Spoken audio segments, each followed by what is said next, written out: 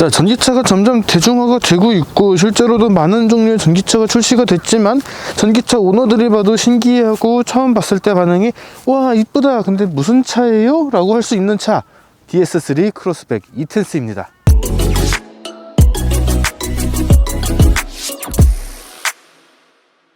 자, 이 차의 디자인부터 살펴볼 텐데 사실 이 차가 되게 작은 차예요.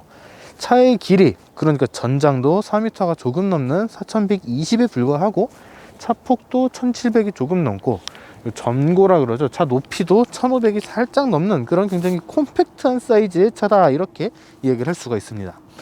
근데 이 브랜드 자체는 꽤나 럭셔리함을 추구하는 그런 브랜드이기 때문에 이 작은 차에 굉장히 좀 오밀조밀하게 굉장히 어떻게 보면 화려하게 이런 디자인들을 적용해 놨다라는 것을 알 수가 있어요.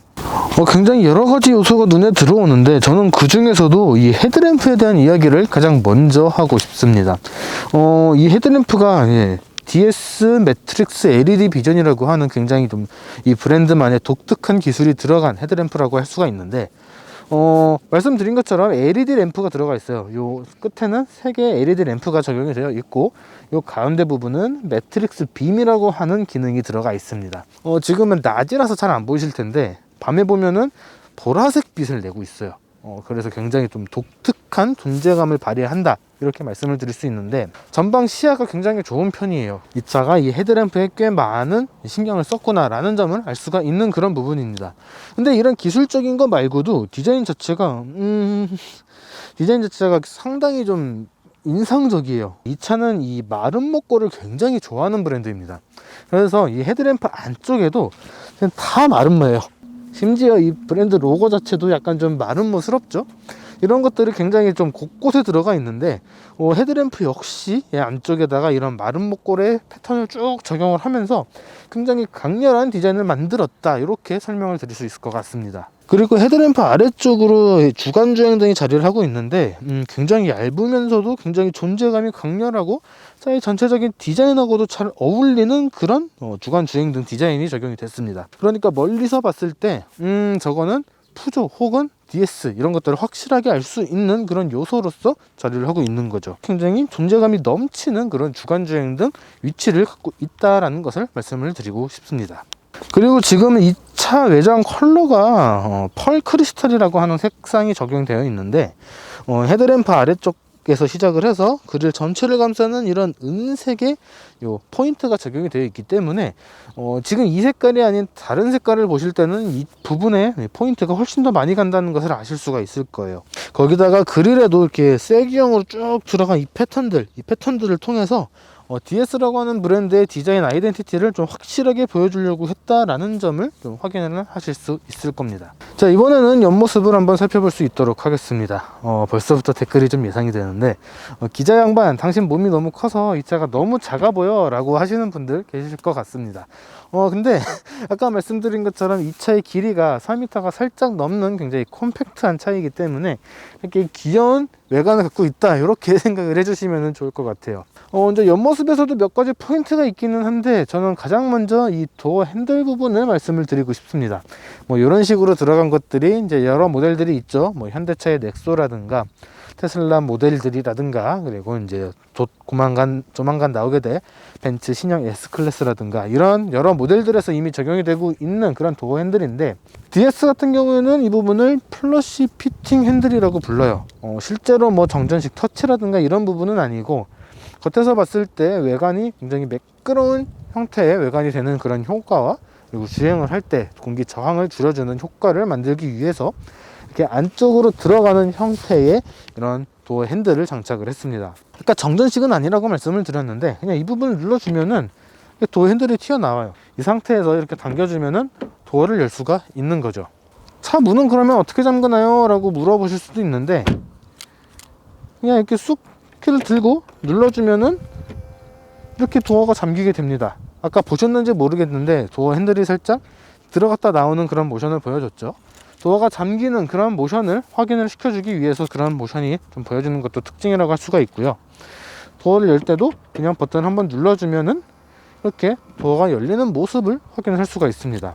이 상태에서 다시 도어를 닫고 잠깐 기다리고 있으면은 도어 핸들이 다시 문 안쪽으로 싹 들어가는 그런 모습도 확인을 할 수가 있죠. 그리고 또 눈에 들어오는 부분은 이 부분입니다. 이따가 실내에서도 말씀을 드릴 텐데 이 부분 때문에 뒷좌석에서의 개방감이 좀 제한되는 그런 부분들이 있어요. 이 차가 워낙 작기 때문에 이런 포인트 하나하나가 되게 크게 다가오기 때문에 겉에서 봤을 때는 좀 괜찮은 색달아 보이는 그런 요소가 될 수도 있습니다. 어떤 분들은 이 부분을 상어 지느러미를 닮았다 이렇게도 표현을 하시는데 일단 굉장히 독특한 디자인임에는 뭐 부정은 못 하겠어요. 근데 이런 부분들이 편의적인 측면에서는 조금 마이너스로 작용한 부분도 있다, 이렇게 말씀을 드리고 싶습니다. 그 외에도 뭐 검은색 루프로, 검은색으로 쭉 통일시킨 검은색 루프라든가 아래쪽으로 쑥 내려갔다가 올라오는 이런 라인, 이 상어 지느러미 같은 부분으로 쭉 이어지는 이런 라인들도 이 차의 옆면을 조금 더 세련돼 보이도록 만들어주는 그런 요소로 작용을 하고 있다라고 말씀을 드릴 수 있을 것 같습니다. 프랑스 사람들은 이런 디자인을 보고 오뜨꾸띠르적인 디자인이다 이렇게 설명을 하는데, 사실 오뜨꾸띠르라는 것 자체가 어떻게 설명이 쉽지 않은 그런 단어이기 때문에 이 차의 디자인도 꽤 좀 설명이 복잡하다 이렇게 이야기를 할 수 있을 것 같네요. 자, 이번에는 DS3 크로스백 이텐스의 뒷모습입니다. 되게 좀 깔끔하면서도 뭔가 좀 이것저것 많이 들어간 듯한 그런 인상이 좀 많이 온다라고 말씀을 드리고 싶은데, 우선은 테일램프가 굉장히 좀 얄쌍하게 들어갔어요. 그렇다고 해서 이 두께감이 없는 건 아닌데 상당히 얄쌍하게 들어간 이 디자인이 저는 좀 인상적으로 느껴집니다. 이렇게 얄쌍한 듯 존재감이 있는 그런 테일램프를 기점으로 해서 앞쪽에서부터 쭉 이어진 이 크롬의 라인 바가 좌우로 길게 연결이 되면서 이 작은 차를 조금이라도 더 넓어 보이게 만드는 그런 효과를 만들어냈어요. 근데 이 크롬바의 컬러는 아까 앞쪽에서 말씀드렸던 그릴과 헤드램프를 연결해주는 이 부분과 색깔이 비슷합니다. 그러니까 앞과 뒤를 이제 비슷하게 만들어주는 그런 효과로서도 좀 작용을 하고 있다, 이렇게 말씀을 드리고 싶어요. 처음에 봤을 때는 이 차 트렁크를 어떻게 열지라고 생각을 하실 수도 있습니다. 사실 트렁크를 여는 버튼이 꽤 아래에 있는 편입니다. 바로 이 번호판 바로 위쪽에 자리를 하고 있는 건데, 네. 아쉽게도 전동 트렁크는 아니고요. 버튼을 눌러주고 이렇게 손으로 들어 올려줘야 되는 그런 구성을 가지고 있습니다. 일단 트렁크 버튼부터 이야기를 하면은 사실 더러워지기 쉬운 부위이기도 하고요. 손을 꽤 내려야 되기 때문에 꽤 좀 열고 닫고 하는 것들이 좀 불편할 수도 있지 않을까라는 생각이 듭니다. 그래서 이 부분 좀 아쉽다, 이렇게 설명을 드릴 수 있을 것 같고, 트렁크는 차 크기 자체가 워낙에 작기 때문에 넓은 공간을 기대를 하진 않았어요. 근데 트렁크 바닥이 좀 밑으로 좀 깊게 파져 있어서 생각보다는 더 넓은 그런 트렁크 공간을 보여주고 있다, 이렇게 말씀을 드리고 싶습니다. 일단 골프백은 당연히 안 들어가고요. 장을 본 것들을 넣고 이제 뭐 박스, 라면 박스를 기준으로 하면은 한 4박스, 5박스 정도는 들어갈 수 있지 않을까, 그렇게 생각이 됩니다. 그리고 실내에서 한 번 더 말씀을 드리겠지만 이 뒷좌석 시트가 6대4로 폴딩이 되거든요. 그래서 조금 더 넓게 쓸 수는 있는데, 폴딩은 좌석이 트렁크 바닥과 이렇게 플랫하게 넘어가지는 않기 때문에 공간을 활용하는 데 있어서 약간 좀 제약이 있을 수도 있겠다라는 생각은 좀 드는 게 사실입니다. 여러 가지 의미로 좀 아쉬운 것들이 많다, 이렇게 좀 이야기를 드릴 수 있을 것 같아요. 디자인은 그렇게 나쁘지 않은데 말이죠.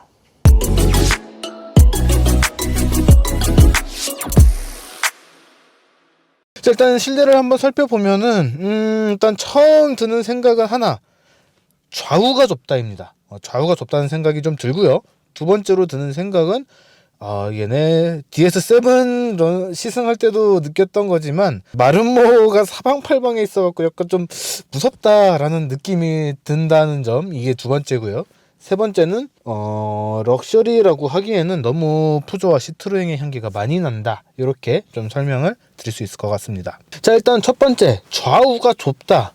사실 차 자체가 다 좁고 낮고 짧기 때문에 차 실내 공간 자체가 그렇게 넓을 수는 없어요. 그런 느낌이 든다라는 건 또 어쩔 수 없는 부분이기는 한데, 좀 제가 좀 재밌게 느꼈던 부분은 이 도어를 열고 닫을 때 느낌입니다. 실내 자체가 그렇게 막 확연하게 넓어진 거는 아닌데, 문을 열고 닫을 때 이 느낌은 이 208보다는 확실히 좀 묵직해요. 사실 차의 크기나 이런 소재들의 이런 느낌들을 봤을 때는 크게 차이가 없을 것 같은데 이 도어의 무게감, 실제로 이렇게 잡고 열었다 닫았다 했을 때 무게감, 그리고 딱 닫을 때 소리, 이 소리 같은 것들이 생각보다 좀 묵직하구나 라는 것이 느껴집니다. 그러니까 이런 부분에서는 확실히 좀 고급차의 느낌을 내려고 많이 노력을 했다라는 그런 의미가 되겠죠. 이 도어가 무거운 거는 사실 전비나 일반 가솔린, 뭐 디젤 이런 내연기관 차에서는 연비를 좀 깎아먹는 그런 요소가 될 수 있습니다. 왜냐면은 이 소리나 움직이는 느낌이 무겁다는 거는 실제 무게도 꽤 무거워진다는 뜻이기 때문에 이런 것들을 좀 깎아먹는 요인이 될 수는 있거든요. 그런데 이런 지나치게 가볍지 않고 적당히 무게감이 느껴지는 것들, 이런 것들은 이런 고급 브랜드나 고급스러운 것을 표방하는 브랜드에게 있어서는 꽤 중요하게 다가오는 그런 요소다, 이렇게 말씀을 드릴 수 있습니다. 그 다음에 두 번째로 말씀드렸던 것이 마름모죠. 이제 뭐 앞쪽에 헤드램프나 이런 부분에서도 느꼈던 건데, 이 마름모가 굉장히 많이 적용된 것이 이 DS라고 하는 브랜드의 특징 중에 하나입니다. 지금 보시면은 뭐 이렇게 센터페시아 요 앞쪽에 있는 요 가죽이라든가 도어 트림, 시트, 버튼, 이런 웬만한 모든 부분에 다 마름모 꼴이 적용이 되어 있어요. 그래서 진짜 뭐 퀼팅도 전부 다 마름모로 쭉 들어가 있고, 이 스티어링 휠 같은 경우에도 버튼에 있는 이 재질 느낌이라고 해야 될까요? 요 마름모를 양각으로 이렇게 딱 새겨놔서 굉장히 마름모가 많이 보인다, 이렇게 설명을 드리고 싶습니다. 스티어링 휠 가운데에도 마름모 구멍이 하나가 나 있고요. 또 한 가지 특이한 거는 이 차 같은 경우에는 창문을 내리는 버튼, 문을 열고 닫는 버튼, 드라이브 모드, 파킹 모드, 이런 것들이 다 가운데 자리를 하고 있는데, 이 버튼들에도 다 이렇게 마름모 꼴의 이 형상이 들어가 있고요. 자동차 스피커 위아래로 있는 스피커에도 마름모 꼴이 들어가 있고, 시동 버튼, 이렇게 센터 페시아에 있는, 센터 콘솔에 있는 이런 버튼들도 다 마름모 안에 또 마름모, 이런 식으로 다 디자인이 적용이 된 것이 특징입니다. 뭐 계기판이나 내비게이션 디스플레이에 있는 이런 이 UI, UX 같은 것들도 전부 다 마름모를 기준으로 이 디자인이 설정이 돼서 굉장히 재밌는 디자인이다, 이렇게 설명을 드리고 싶어요. 마지막 세 번째, 푸조와 시트로행의 향기가 너무 많이 난다고 말씀을 드렸죠. 대표적인 부분이 이 기어 봉 아닌가 싶어요. 이 기어 레버 같은 경우에는 푸조 브랜드, 시트로행 브랜드에서 쓰고 있는 요 기어 레버가 그대로 적용이 됐습니다. 근데 이거 외에도 이제 UI UX, 이 인포테인먼트 UI UX라든가 전체적인 요 컨트롤하는 방식 자체가 전부 다 이 푸조하고 시트로행 PSA 그룹에서 사용하는 것이 그대로 적용이 됐다, 이렇게 말씀을 드릴 수 있을 것 같아요. 자, 그러면 이 차만의 매력은 뭔가, 이 차만의 특징은 또 있을 텐데 라고 물어보실 수 있는데, 일단 첫 번째로 말씀을 드리고 싶은 거는 요 가운데 센터 페시아 요 버튼 같은 것들이 전부 다 터치입니다. 물리 버튼도 있기는 해요. 물리 버튼이 딱 두 개가 있는데, 첫 번째는 이 오디오 시스템을 껐다 켰다 할 수 있는 전원 버튼이 물리 버튼으로 되어 있고요. 그 다음에 두 번째는 비상등 버튼이 물리 버튼으로 되어 있습니다. 전원 버튼을 이렇게 물리 버튼으로 한 이유는 모르겠지만, 이 비상등 버튼 같은 경우에는 급한 상황에서도 이게 눌렸는지 안 눌렸는지 확실하게 알 수 있도록 하기 위해서 이렇게 물리 버튼으로 적용한 거 아닌가라는 생각이 들어요. 그리고 방금 말씀드린 것처럼 이 가운데 부분이 대체로 터치가 적용이 되어 있는데, 이게 좋은지 나쁜지는 잘 모르겠습니다. 왜 그러냐면은 이게 뭐 햅틱 반응이나 그런 것들이 있는 게 아니고 말 그대로 온전히 터치로 이루어지기 때문에 굉장히 좀 조작하는 느낌 자체가 되게 어색해요. 뭐 이렇게 화면을 직접 터치한다거나 뭐 이런 것도 가능하긴 한데, 이런 느낌하고는 또 다른 이 느낌의 터치 감각이 전달이 되기 때문에 굉장히 좀 어색하게 느껴진다라고 말씀을 드리고 싶습니다. 뭐 볼륨을 올리는 버튼, 내리는 버튼, 뭐 뒷 유리 열선, 앞유리 김서림 제거, 이런 기능들도 전부 다 재질은 조금 다를지언정 다 이 터치로 이루어지기 때문에 굉장히 어색하게 느껴진다라고 말씀을 드리고 싶습니다. 전원을 켜야 되죠. 이 차는 전기차니까 전원을 킨다고 하는 게 맞는 표현인데, 스타트 엔진 스톱이라고 되어 있어요. 그러니까 엔진 스타트 스톱이라고 하는 버튼이죠. 전원 버튼도 마름모가 들어가 있고 굉장히 마름모에 많은 애정을 쏟고 있구나라는 것이 느껴진다, 이렇게 말씀을 드리고 싶습니다. 가운데 이제 기어 레버 바로 앞쪽에 요 수납 공간과 이제 무선 충전 패드 역할을 같이 하는 공간이 있어서 핸드폰 이렇게 올려두면은 무선 충전도 가능하고요, 수납도 가능한데 특이하게 요 센터 쪽에 수납 공간이 없어요. 그냥 12V 파워 아울렛이 여기 붙어 있기는 한데 실제로 쓰기엔 좀 애매한 구성이고요. 수납 공간이 없기 때문에 사실 이 차는 수납 공간 자체가 꽤 부족한 편입니다. 되게 넉넉한 수준의 수납 공간은 아니기 때문에 좀 편의성과는 좀 거리가 멀다라고 이야기를 드리고 싶어요. 사실 이런 부분에서는 프랑스 사람들의 특징이 좀 많이 드러난다라고 할 수 있습니다. 왜 그러냐면은 이 프랑스 사람들은 운전하는 것만 잘하면 되지 뭐 차에서 뭐를 마시고 먹고 뭐 편리하고 이런 것과는 좀 거리가 먼 사람들이기 때문에 이런 것들은 어떻게 보면은 되게 프랑스스럽다라고도 이야기를 할 수가 있는 거죠. 스티어링 휠이나 이제 도어 트림, 시트에 적용된 이런 가죽들의 느낌은 되게 좋습니다. 일단 가죽만큼은 진짜 되게 좀 세심하게 골랐구나라는 것이 확 느껴지는 그런 촉감입니다.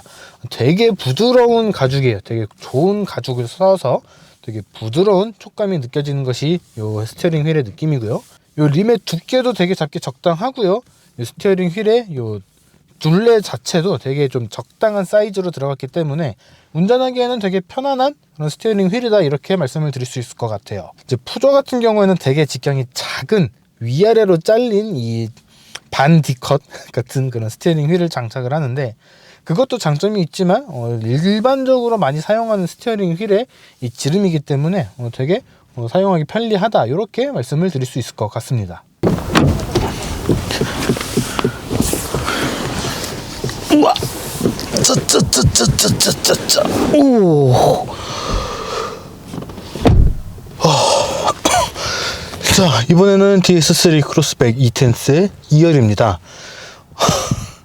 사실 차 자체가 작아갖고 기대를 안 하긴 했는데 진짜 아무것도 없어요. 그래도 앞쪽에는 좀 뭐 터치 방식의 이런 버튼이라든가 뭐 이런 기능들 다 있었는데 2열 좌석에서는 진짜 뭐가 없어요.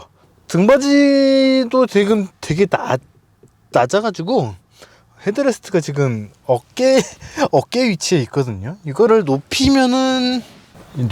의미는 없는 게 헤드레스트 이전에 요 천장 부분에 머리가 닿아가지고 헤드레스트에 뭔가 기대는 거는 의미가 없겠다라는 생각이 많이 듭니다. 그래서 헤드레스트를 올려도 사실 머리가 헤드레스트에 닿는다는 느낌은 전혀 안 들고 그냥 어깨에 걸리지 않는다 정도라고 이야기를 드릴 수 있을 것 같습니다. 근데 만약에 이렇게 헤드레스트를 올려두잖아요. 운전을 할 때 뒤에 시야가 다 가리게 될 것 같다는 생각이 들어요. 뭐 굳이 가운데 좌석에 앉지 않는다고 하더라도 뒤쪽 시야, 그러니까 후진을 할 때라든가 이럴 때 뒤쪽 시야가 다 가리게 돼서 굉장히 좀 불편할 것 같다라는 생각은 많이 듭니다. 반면에 이제 앞좌석과 동일하게 가운데는 직물, 그리고 그 외에는 이제 가죽이 들어간 이런 혼합 시트도 들어가 있는데 이 시트도 착자감은 꽤 좋은 편입니다.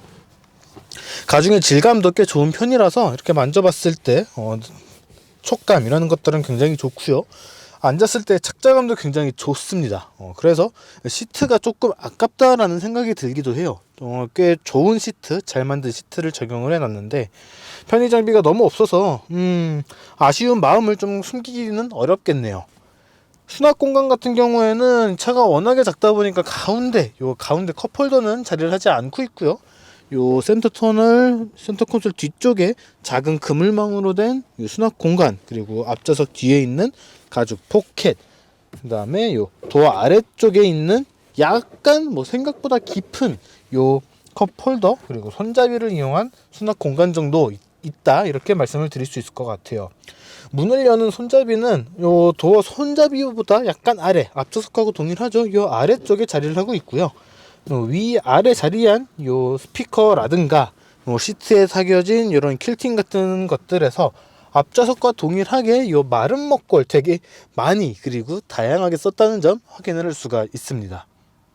그리고 무릎 공간이나 발 공간 같은 경우에는 지금 앞좌석을 다 제 몸에 맞춰놨거든요.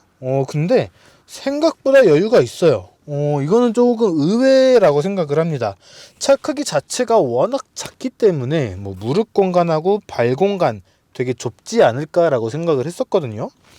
이게 전륜 구동임에도 불구하고 요 가운데 센터 터널 쪽이 이렇게 쑥 올라와 있는 거는 좀 의외이기는 한데, 뭐 이렇게 발 공간과 무릎 공간 자체가 괜찮다는 거는 좀 의외의 매력 아닌가 싶습니다.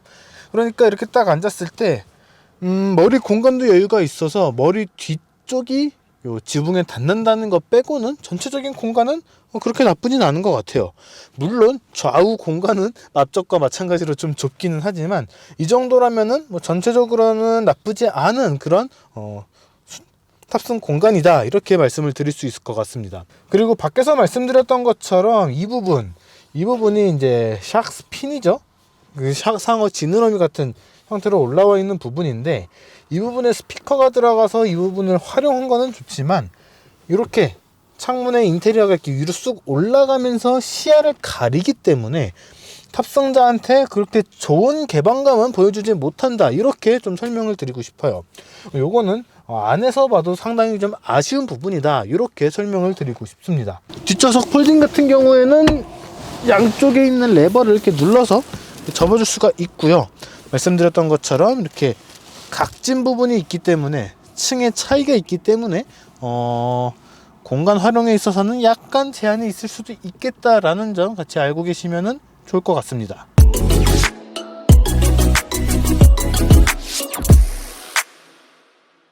자, 이번에는 이 DS3 크로스백 E-Tense를 직접 운전을 해볼 수 있도록 하겠습니다. 사실 이 이야기를 너무 많이 들어서 되게 좀 싫어하실 수도 있어요. 왜 그러냐면은 이 차는 이제 요즘 나오고 있는 경쟁 전기차, 요즘 나오고 있는 모델들과 비교를 하면은 주행거리가 상당히 짧은 편에 속하기 때문입니다. 일단 이 차 같은 경우에는 배터리 용량이 50kW 정도 됩니다. 그러니까 그렇게 넉넉하지가 않아요. 100% 충전을 했을 때도 주행할 수 있는 거리가, 공식적으로 인정을 받은 거리가 237km입니다.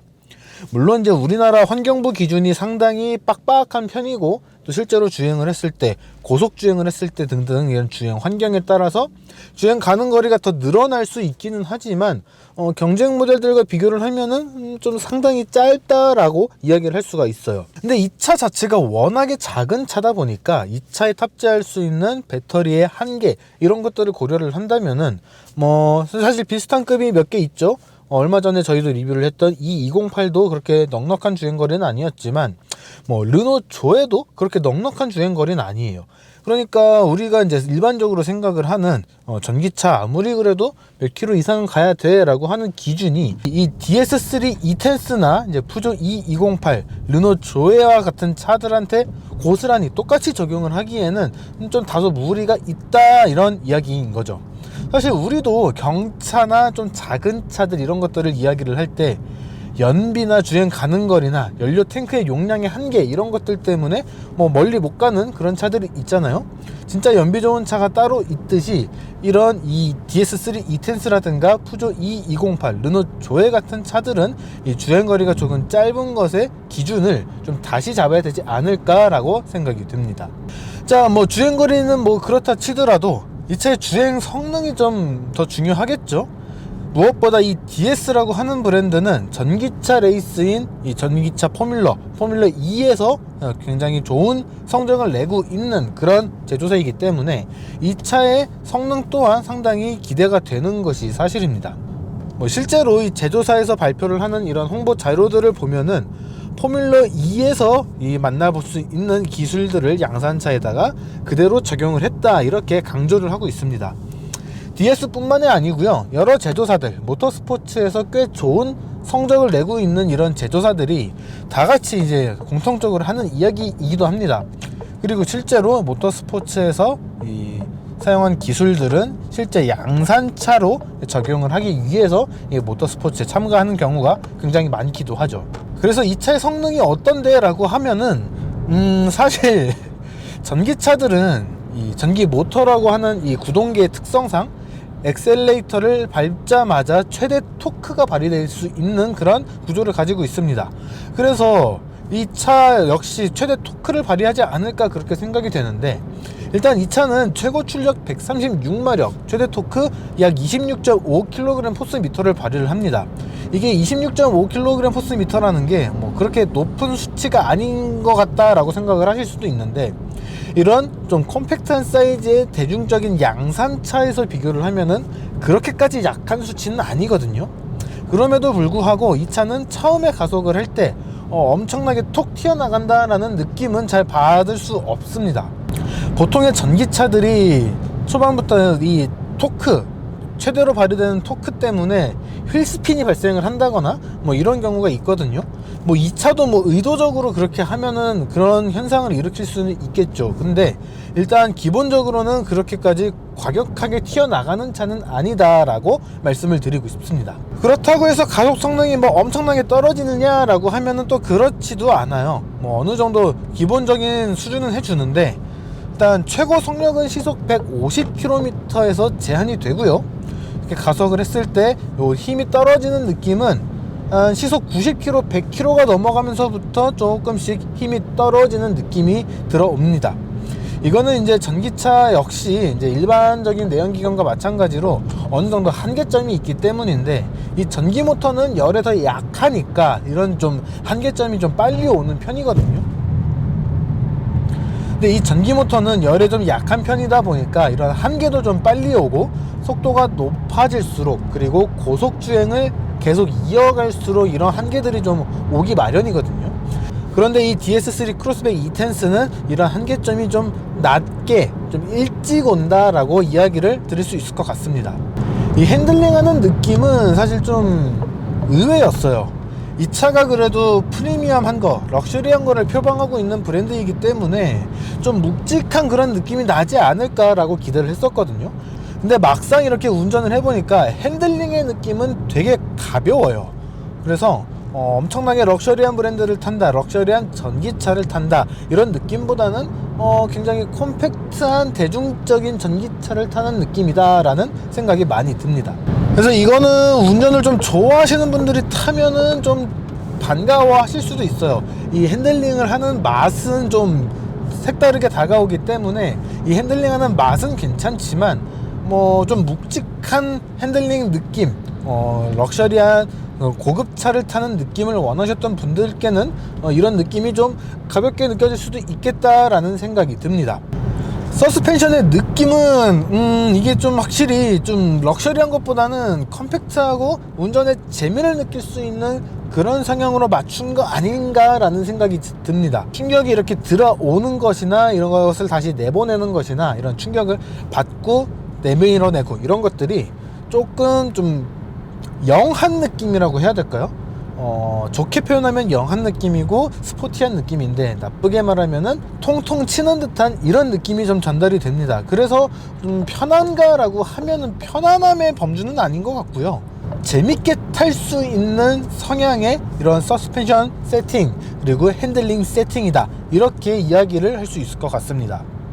뭐 럭셔리 브랜드라고 해서 다 모든 모델 다 럭셔리하게 만드는 것이 쉬운 일은 아닙니다. 근데 이 DS3 뭐 이텐스라서 뭐 조금 차이가 있냐라고 하면 그거는 없을 거라고 믿는데, 뭐 이 DS3 같은 경우에는 조금 좀 저렴하고 좀 쉽게 접근할 수 있는 저렴한 차와 이 DS라고 하는 브랜드가 추구하는 이 럭셔리함, 이것들이 어떤 부분에서는 꽤나 럭셔리하고 또 어떤 부분에서는 꽤나 고급스러운 반면에, 어떤 부분에서는 되게 이 차급답다라는 생각이 드는 그런 부분들도 적용이 되어 있습니다. 그래서 선택을 하실 때 좀 어느 쪽에 비중을 맞출 것인지, 이런 것들을 좀 생각을 해보시는 것이 필요하지 않을까라고 생각이 돼요.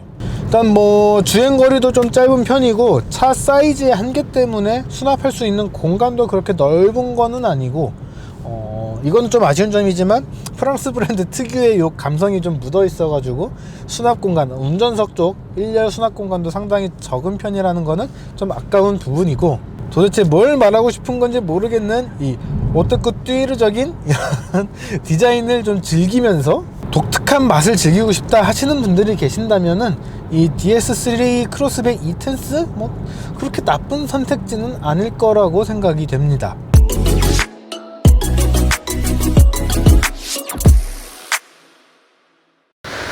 자, 지금까지 DS3 크로스백 E-텐스를 좀 살펴봤습니다. 사실 이 차는 가격대와 브랜드 그리고 주행 가능 거리 때문에 생각이 좀 많아지는 그런 브랜드라고 할 수가 있습니다. 이 차의 하위 트림인 소시크 같은 경우에도 4,850만 원이 책정이 되어 있고요. 지금 보시는 이 상위 트림인 그랜드 시크 같은 경우에는 5,250만 원이라는 가격이 책정이 되어 있습니다. 현재 시점, 그러니까 12월 기준으로 서울시에서 보조금을 받게 되면은 이 그랜드 시크 같은 경우에는 실구매가가 4,800만 원 정도로 책정이 되거든요. 4,800만 원 정도의 가격을 주고서 주행거리가 240km 정도 나오는 굉장히 이런 컴팩트한 수입 전기차, 사실 선택이 쉽지 않은 것이 사실입니다. 사실 수입 전기차가 몇 종류 지금 이제 많이 늘어나긴 했죠. 벤츠의 EQC도 있었고, 아우디의 뭐 이트론이라든가 여러 가지 BMW i3라든지 이런 여러 가지 전기차가 나왔는데, 이런 여러 경쟁 모델들을 만들어내고 있는, 판매를 하고 있는 브랜드와 비교를 하면은 이 DS라고 하는 브랜드의 입지도가 조금 부족한 것이 현실이고, 또 그런 모델들과 대비를 해서 이 차를 사기에는 가격도 결코 저렴하지 않으며 주행거리도 꽤 비싼 편이기 때문에 섣불리 선택을 하기가 쉽지 않은 것이 아주 솔직한 이 차에 대한 평가입니다. 그래도 분명 장점은 있을 겁니다. 운전의 재미가 꽤 쏠쏠한 편이기 때문에 운전하는 것을 좋아하시는 분들, 그리고 출퇴근 거리가 그렇게 멀지 않으신 분들, 출퇴근 용도 외에 가족이 쓰기 위한 차가 한 대 더 있으신 분들, 그런 분들께는 이 DS3 크로스백 E-텐스가 꽤 괜찮은 그런 선택지가 될 수도 있을 것 같습니다. 그러니까 여러분들도 만약에 전기차 구매를 고려하고 계신다면은 이 차를 꼭 시승을 해 보시고 판단을 해 주시기 바라겠습니다. 자, 이번 영상은 여기까지고요. 저는 다음에 또 새로운 영상으로 돌아올 수 있도록 하겠습니다. 지금까지 카메거진 최정필 기자였습니다.